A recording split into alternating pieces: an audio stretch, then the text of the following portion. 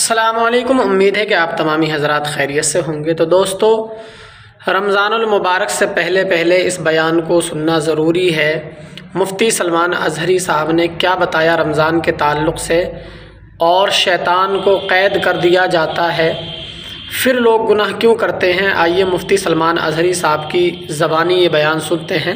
عزیزان گرامی وقار، نفس اور عقل یہ جو دو چیزیں ہیں، ان کو میں آپ کے سامنے تھوڑا سا کھول کر کے عرض کرتا ہوں۔ عقل جو ہے عزت والی چیز ہے، جسے بھی دی گئی ہے وہ عزت والا ہے۔ کیوں عزت والی ہے یہ عقل؟ پوری دنیا میں عقل کا ہی تو کمال ہے۔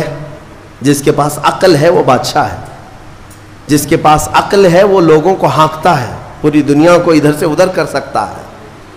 عقل اور نفس جو ہے، نفس برائیوں کی طرف بلانے والا، عیاشی کی دعوت دینے والا، موج مستی کرانے والا اور اپنے آپ کو تباہ کروانے والا۔ اچھے بھلے نوجوان، 25 سال کی کڑیل جوانی ہے، کون ہے جو انہیں نشے کے اڈے پر لے جاتا ہے؟ کون ہے جو ان کو تباہ و برباد کرتا ہے؟ نوجوان کو اچھی طرح سے معلوم ہے کہ میں کوکین، افیون، ہیروئن لوں گا تو میرے جسم کے ساتھ کیا ہوگا، اسے معلوم ہے، لیکن اس کے باوجود عیاشی کروانا یہ نفس کی عادت ہے۔ کسی کے اوپر نفس غالب آتا ہے، کسی کے اوپر عقل غالب آتی ہے۔ عقل جس کے اوپر غالب آ گئی وہ اچھا آدمی ہے، نفس جس کے اوپر غالب آ گیا وہ شیطان کا پجاری ہو گیا، نفس کی سننے والا۔ اب یہ دونوں جو چیزیں ہیں میں بتاتا ہوں آپ کو۔ روایت میں ملتا ہے کہ جب اللہ نے عقل کو بھی پیدا کیا اور نفس کو بھی پیدا کیا تو اپنے سامنے حاضر کیا، عقل سے پوچھا کہ اے عقل بتا میں کون ہوں اور تو کون ہے؟ عقل نے کہا یا ربی انا عبدک وانت ربی، اے اللہ میں تیرا بندہ ہوں اور تو میرا رب ہے۔ عقل نے کیا کہا؟ میں تیرا بندہ ہوں اور تو میرا رب ہے۔ اللہ نے عزت سے نوازا، اقرار کیا نا بندہ ہونے کا، عقل نے اقرار کیا۔ پھر نفس کو بلایا، نفس سے پوچھا بتا میں کون ہوں اور تو کون ہے؟ نفس نے کہا انت انت انا انا، تو ہے میں ہوں۔ یہ غرور تھا نفس کے اندر، یہ گھمنڈ تھا نفس کے اندر کہ میں ہوں۔ نفس جس کے اندر غالب آتا ہے وہ آج بھی یہی کرتا ہے، میں ہوں، کسی کے سامنے کیا جھکنا ہے۔ تو حکم ہوا کہ اس نفس کو 100 سال جلایا جائے۔ 100 سال جلایا گیا، اس کو عذاب دیا گیا نفس کو۔ 100 سال بھگتنے کے بعد، آگ کی تپش بھگتنے کے بعد اسے پھر لایا گیا نفس کو۔ اللہ تعالیٰ نے پوچھا اے نفس بتا میں کون ہوں اور تو کون ہے؟ نفس نے کہا انت انت انا انا، تو ہے میں ہوں۔ غرور نہیں ٹوٹا، گھمنڈ نہیں ٹوٹا۔ حکم ہوا اللہ کی طرف سے فرشتوں کو، اس نفس کو اب 100 سال تک بھوکا اور پیاسا رکھا جائے، کوئی چیز نہ دی جائے۔ اسے سخت سزا دی گئی، بھوک اور پیاس کی نفس کو کوئی چیز نہیں دی گئی۔ 100 سال کے بعد پھر اس کو حاضر کیا گیا، پوچھا گیا بتا کون ہوں میں؟ نفس نے کہا اے اللہ تو میرا خدا ہے، میں تیرا بندہ ہوں۔ فرمایا بزرگوں نے کہ نفس کو اگر کوئی جھکا سکتا ہے تو وہ بھوک ہے، اسی لیے مولا نے رمضان کے روزے تم پر فرض فرمائے۔ نفس کو جھکا سکتے ہو، نفس کو کنٹرول میں لا سکتے ہو تو بھوک کے ذریعے سے۔ ہاں، یہ بھوک اور پیاس یوں ہی نہیں دی گئی ہے۔ دنیا اگر سمجھتی ہو کہ مسلمانوں کو یہ بھوکا اور پیاسا رکھوایا جا رہا ہے تو انہیں کیا خبر ہے کہ روح کسے کہتے ہیں، نفس کسے کہتے ہیں؟ جو آلریڈی غلاظت میں پڑے ہوئے انہیں کیا سمجھ ہے؟ لیکن الحمدللہ ہمارا تصور ہے آخرت کا، ہمارے ہاں تصور ہے جنت کا، ہمارے ہاں تصور ہے جہنم کا، اللہ کی بارگاہ میں حساب کا۔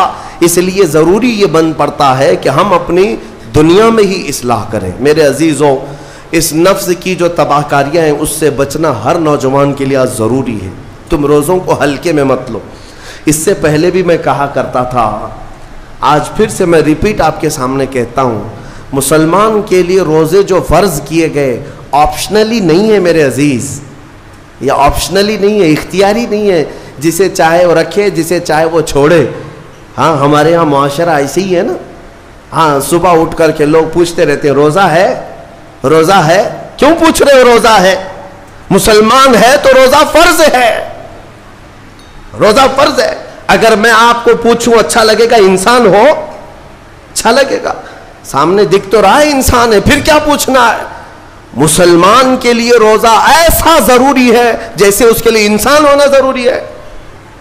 وہ روزے چھوڑتا کیوں؟ ہاں چند ہی چیزیں ہیں جہاں تخفیف دی گئی ہے شریعت میں. وہ سفر ہے یا مرض ہے، ایسا مرض کہ جس سے وہ نہیں برداشت کر پاتا، اس میں اللہ تعالیٰ نے اسے چھوٹ دی ہے، رخصت دی ہے.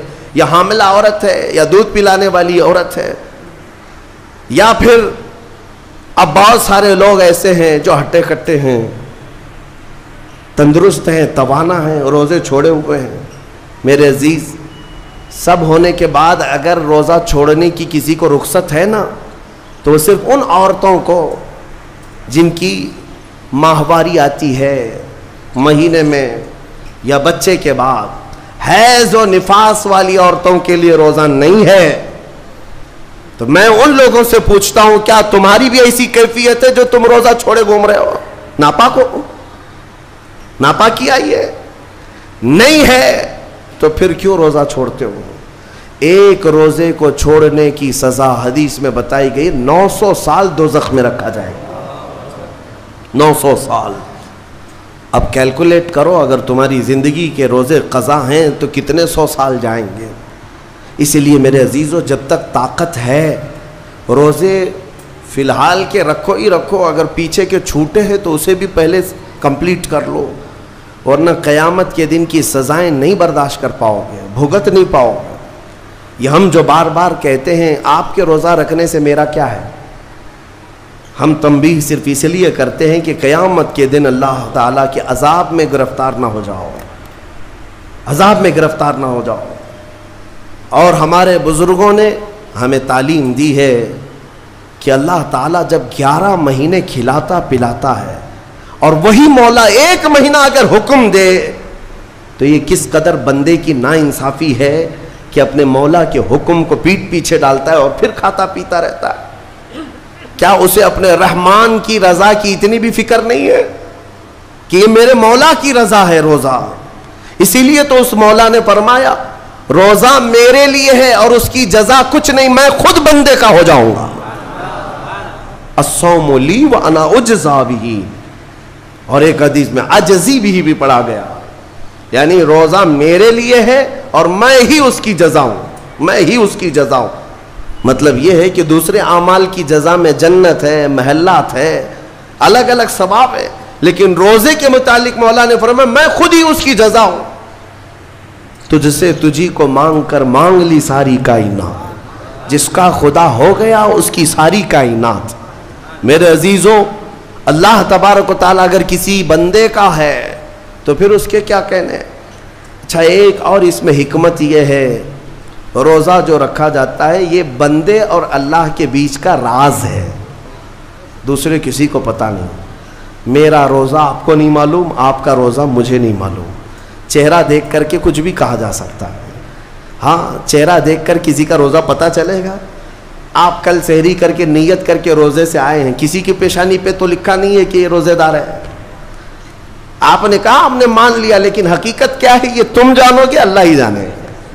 بہت سارے تمہارے پاس موقع ایسے آتے ہیں جب ایک ایک گھونٹ نگل سکتے ہو، وضو کے بیچ میں، غسل کے بیچ میں، جب کوئی نہ دیکھ رہا ہو تب چٹکیاں لے کر اندر ڈال سکتے ہو، کوئی نہ دیکھ رہا ہو. لیکن بندے اور مولا کے درمیان کا ایک راز ہے روزہ.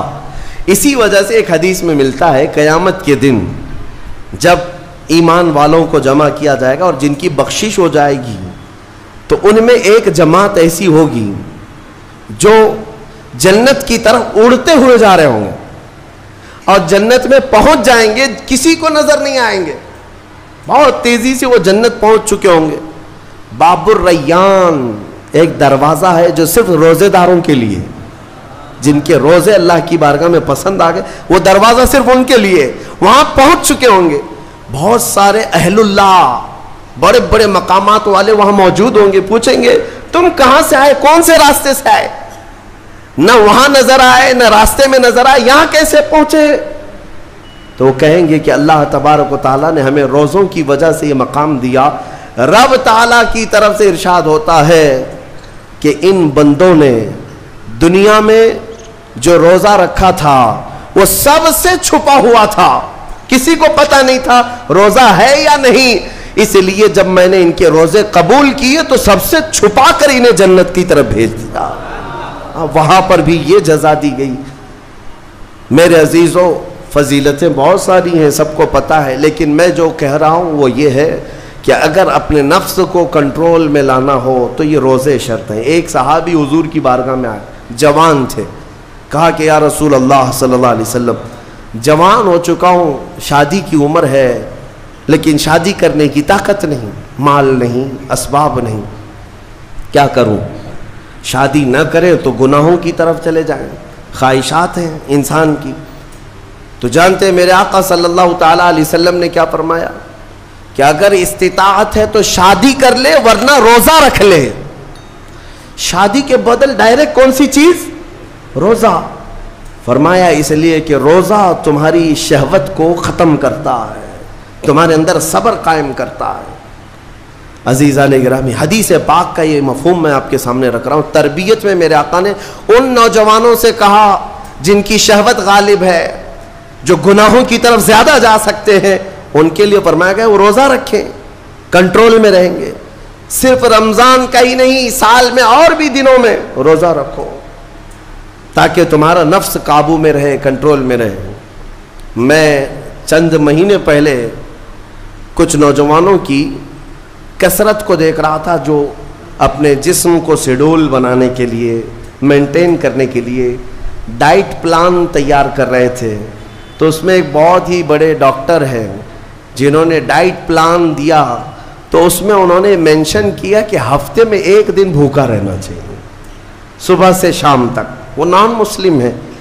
मैंने पूछा था कि ये आपके डाइट प्लान में किस लिए है, तो उन्होंने उसकी साइंटिफिक वजह बताई कि हफ्ते भर में हम जो कुछ भी खाते हैं, कुछ ऐसी चीज़ें जमा हो जाती हैं जिनको पिघलने का मौका ही नहीं मिलता, हम बार बार खाते रहते हैं, उस पर चीज़ें जमा होती रहती हैं। एक दिन हफ्ते में अगर अपने पेट को खाली छोड़ दिया जाए तो फासिद मादे गल करके बाहर निकल जाएंगे और सेहत हमेशा सही रहेगी। ये दुनिया कह रही है। मेरा मौला बगैर हिकमत के कोई चीज़ तुम पर फर्ज नहीं फरमाता। जिसने हमारे जिस्मों को बनाया, जिसने हमारी रूह को बनाया, वही ज़्यादा बेहतर जानता है कि हमारे हक में क्या चीज़ अच्छी है। तो दोस्तों, आपने सुना रमज़ानुल मुबारक के ताल्लुक़ से। इबादत का महीना है। अल्लाह ताला हम तमाम को इस महीने में ख़ास इबादत करने की तौफ़ीक़ अता फ़रमाए और अल्लाह ताला हम तमाम को इस महीने के सदक़ो तफ़ैल हमारे तमाम के छोटे बड़े गुनाहों को मुआफ़ फ़रमाए।